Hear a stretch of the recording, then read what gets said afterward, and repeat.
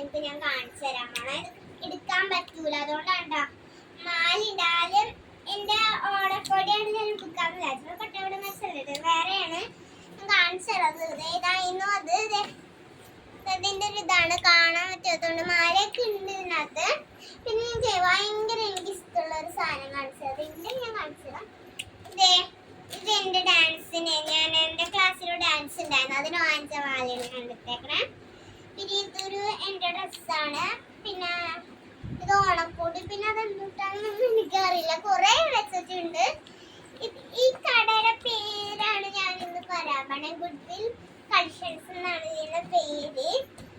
അവരെ എന്റെ ഓണക്കോടി ഞാൻ നാളെ എടുക്കാൻ പറ്റുമെങ്കിൽ ഞാൻ വീഡിയോ ഇടാം.